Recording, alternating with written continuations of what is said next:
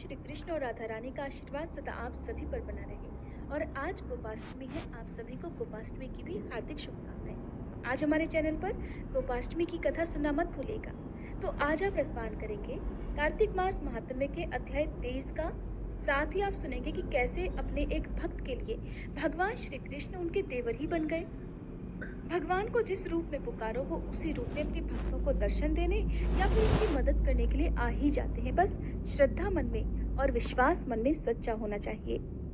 वैसे तो हमारा YouTube परिवार बहुत बड़ा है, यानी कि किटकैट स्टोरीज का परिवार लगभग 4.5 लाख लोगों का है, लेकिन जिनमें से बहुत ही भाग्यशाली लोग हैं, केवल वो ही इन कथाओं का रसपान हर दिन कर पाते हैं। और अब जल्दी ही मैं भागवत कथा जो कि रुकी हुई थी, किसी कारण से मैं नहीं सुना पा रही थी, जल्दी ही दोबारा से शुरू करूंगी। दोबारा से यानी कि जो अध्याय रह गए थे उन्हीं से आगे के अध्याय।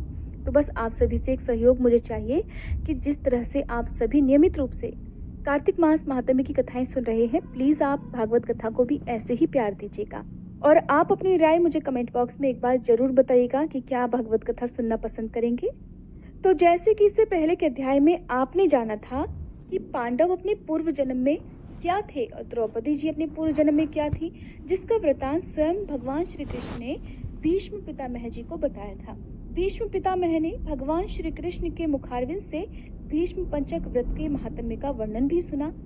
ये सारी कथाएं श्री ब्रह्मा जी अपने मानस पुत्र देवर्षि नारद जी को सुना रहे हैं। तो ब्रह्मा जी कहने लगे, हे नारद, कार्तिक शुक्ल एकादशी को भगवान विष्णु अपने 4 मास के शयन के पश्चात उठते हैं, इसलिए इसे हरि प्रबोधनी एकादशी भी कहा जाता है। इस एकादशी का व्रत रखने से वाजपेय यज्ञों से भी अधिक फल की प्राप्ति होती है, साथ ही अनेकों जन्मों के पाप भी नष्ट हो जाते हैं। चातुर्मास जो कि 4 महीनों का होता है, जो चातुर्मास का व्रत होता है, वो व्रत देव उठान एकादशी के दिन यानी कि हरि प्रबोधनी एकादशी के दिन ही समाप्त हो जाता है।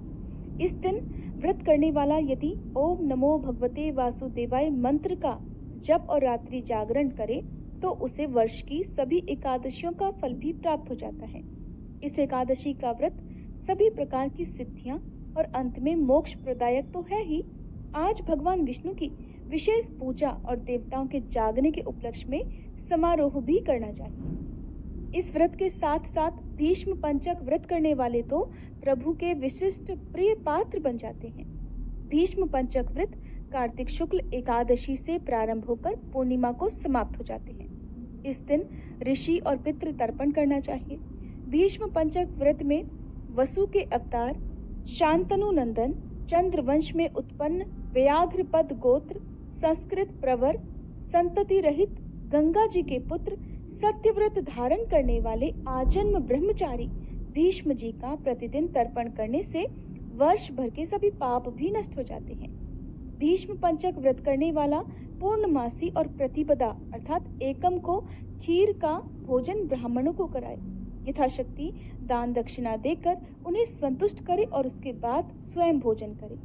चातुर्मास का व्रत करने वाले व्यक्ति इन 4 मासों में जिन जिन वस्तुओं का त्याग करते हैं, वे भी आज के दिन अपना चातुर्मास का व्रत पूर्ण करके आज से दोबारा उन वस्तुओं का पुनः प्रयोग भी प्रारंभ कर सकते हैं। आज का अध्याय समाप्त हुआ। अब क्योंकि कार्तिक मास समाप्ति की ओर है, ऐसे में अब आप भगवान कृष्ण और भगवान विष्णु के साथ साथ अन्य पौराणिक कथाएं भी कार्तिक मास महात्म्य में सुनते रहेंगे। तो अब सुनिए कि कैसे भगवान कृष्ण अपने एक भक्त के लिए उनके देवर ही बन गए। एक बार एक लड़की थी जो कान्हा जी की अनन्य भक्त थी। बचपन से ही वो कान्हा जी का भजन पूजन करती थी, उनकी बड़ी भक्ति करती थी। भक्ति करते करते वो कन्या बड़ी हुई। जब बड़ी हो गई तो कान्हा जी की ही कृपा से उसका विवाह भी भगवान के धाम वृंदावन में ही किसी अच्छे घराने में हो गया। विवाह होकर वह पहली बार वृंदावन गई, पर नई दुल्हन होने से वो कहीं जा नहीं सकी, कहीं घूमने नहीं जा सकी और फिर उसके बाद वो सीधे मायके चली आई। अब वह दिन भी आया जब उसका पति उसे लेने उसके मायके आया। अपने पति के साथ वह फिर से वृंदावन अपनी ससुराल पहुंच गई। पहुंचते पहुंचते उसे शाम हो गई। जब ससुराल के पास पहुंची ही थी कि पति वृंदावन में यमुना जी के किनारे रुककर कहने लगा कि देखो, शाम का समय है और मैं यमुना जी में स्नान करके बिल्कुल अभी आता हूँ। तुम इस पेड़ के नीचे बैठ जाओ और सामान की देखरेख करना। मैं बस थोड़ी ही देर में स्नान करके आ जाऊंगा। यही सामने ही हूँ, अगर कुछ लगे तो मुझे आवाज दे देना। ऐसा कहकर पति स्नान करने चला गया और लड़की वहीं पर बैठ गई। अब जब वह बैठी तो एक दुल्हन की तरह वो बैठी भी थी। ससुराल की बात है, गांव की ससुराल है, तो उसने एक हाथ लंबा घूंघट काढ़ रखा था, घूंघट निकाल रखा था। वहीं बैठ गई, मन ही मन विचार करने लगी कि देखो ठाकुर जी की कितनी कृपा है। उन्हें मैंने बचपन से भजा, उनकी भक्ति की, और अब उनकी कृपा से मेरा तो विवाह भी श्री धाम वृंदावन में ही हो गया। अब वह नई नवेली दुल्हन एक हाथ लंबा घूंघट काढ़े हुए मन ही मन कान्हा जी के बारे में सोच रही है कि मैं तो इतने वर्षों से ठाकुर जी की पूजा करती हूँ, उन्हें मानती हूँ, लेकिन अभी तक मैंने तो उनसे कोई रिश्ता नहीं जोड़ा। क्योंकि अक्सर क्या होता है कि जब भी लोग कान्हा जी की भक्ति करते हैं तो कोई उन्हें भगवान के रूप में पूजता है, कोई उन्हें पति के रूप में, कोई उन्हें प्रेमी के रूप में, कोई उन्हें अपने सखा के रूप में, कोई अपने बेटे के रूप में उनकी पूजा करता है। किंतु उस लड़की ने जिसका विवाह हो चुका था, इतने वर्षों तक कान्हा जी की पूजा तो की, लेकिन कोई रिश्ता उनसे नहीं जोड़ा।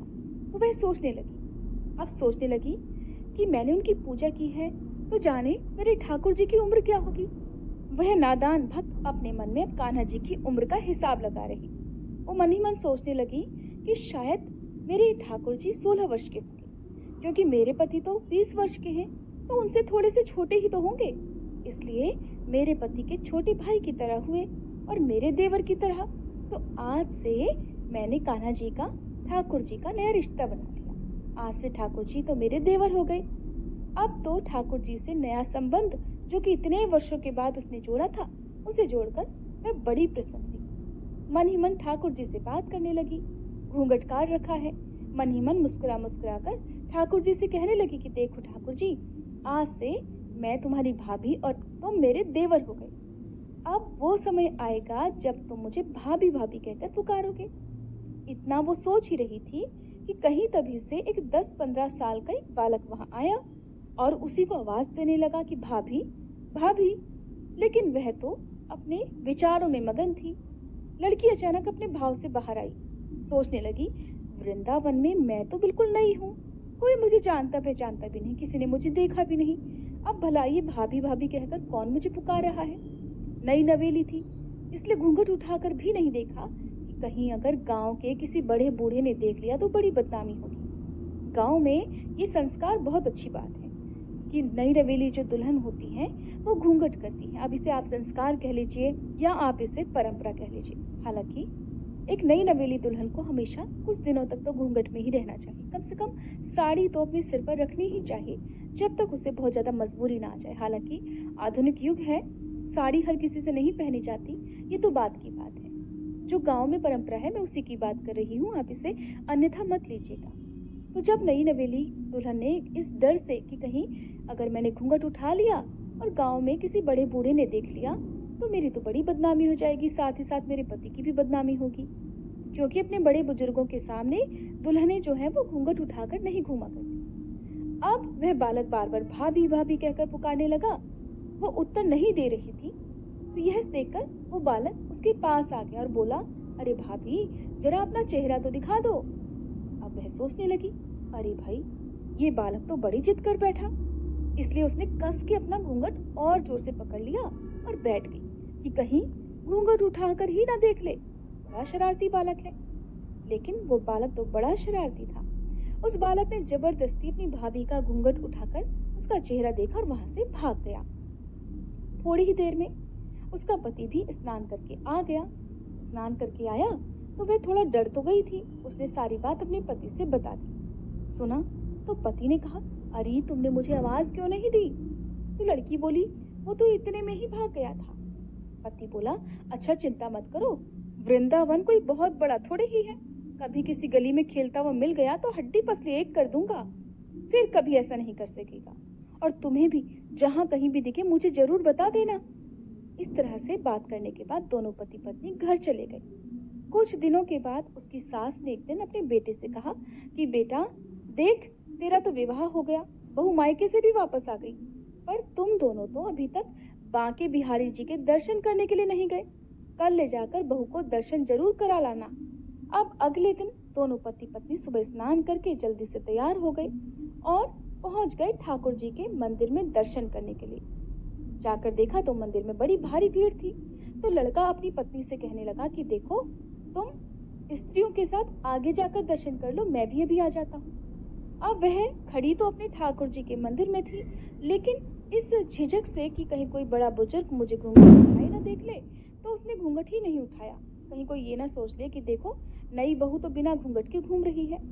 इस तरह घूंघट करते करते उसे बहुत देर हो गई, ठाकुर जी के वो दर्शन भी नहीं कर पाई।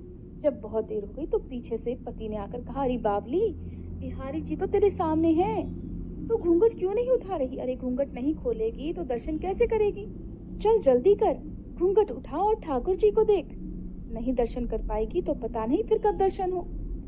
जब पत्नी ने सुना तो उसने झट अपना घूंघट ऊपर उठाया और क्या देखती है कि जैसे ही उसने बांके बिहारी जी की ओर देखा, ये तो बड़ा आश्चर्य हो गया। बांके बिहारी जी की जगह तो वही बालक मुस्कुराता हुआ दिखा जो उसे भाभी भाभी कहकर पुकार रहा था। बांके बिहारी जी की जगह पर बालक को देखकर वह तो बड़ी जोर से चिल्लाने लगी कि अरे सुनिए, जल्दी आइए। पति पीछे से भागा भागा आया, पता नहीं क्या हो गया। लड़की बोली, अरे सुनिए, उस दिन जो मुझे भाभी भाभी कहकर भागा था ना, मेरा घूंघट पलटकर भागा था, वो बालक तो मुझे आज यहीं मिल गया। पति ने सुना तो सोचा कि चलो आज अच्छा अवसर है, आज यहीं पर उससे हिसाब किताब बराबर करता हूँ और एक हड्डी पसली तो उसकी मैं जरूर तोड़ूंगा। पति ने सुना तो कहा, अच्छा कहाँ है बताओ, अभी उसे देखता हूँ।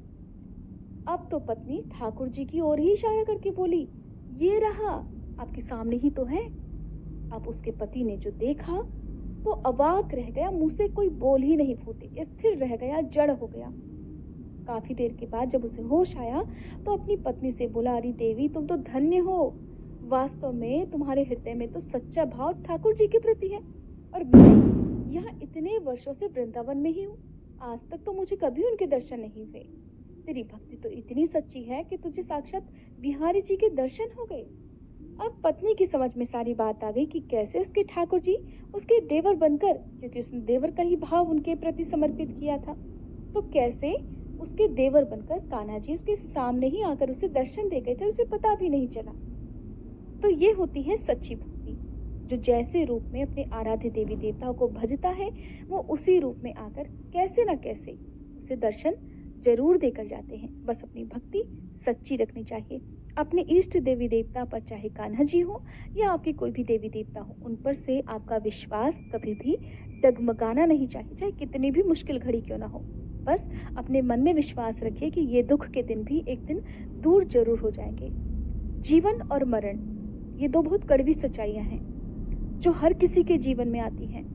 सभी की मृत्यु होनी है, सभी का जीवन भी होना है, तो बस इन दोनों पर हमारा वश नहीं चलता। बाकी सब कुछ तो भगवान की लीला है ही। बाकी कुछ कुछ तो हमारी भक्ति और हमारे भावों पर भी निर्भर करता है कि हमारे भाव कितने सच्चे हैं। उम्मीद करती हूँ आज की ये वीडियो और ये कहानी आपको बहुत पसंद आई होगी।